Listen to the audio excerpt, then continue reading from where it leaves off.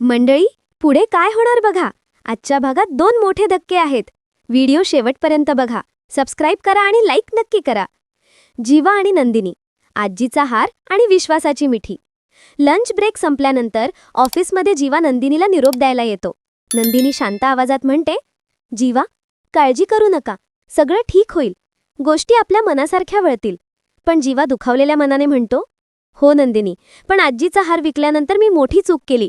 ती चूक मला आता सतत मागे लागलीये. नंदिनी त्याला आधार देत ठाम आवाजात म्हणते, मी तुमचा मान नक्की मिळवून देईन.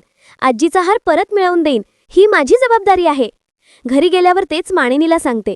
मी ता हार परत मिळवणारच. माणिनी तिच्या डोक्यावरून हात फिरवत भावनिक होते. हो, तू नक्की मिळवून देशील आणि जीवाचा मानही परत देशील. माझा आशीर्वाद कायम तुझ्या पाठीशी आहे.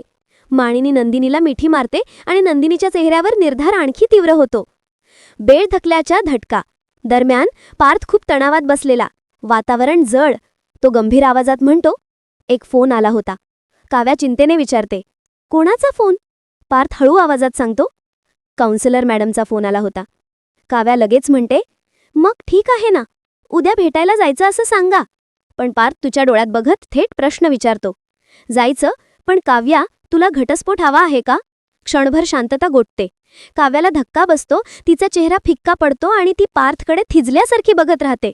आता खरी गोष्ट पुढे खुलणार आहे. नंदिनी माणिनीचा आशीर्वाद जीवाचा मान परत आणेल का? काव्याचं उत्तर विवाह वाचवेल की संपवेल? पाहत रहा.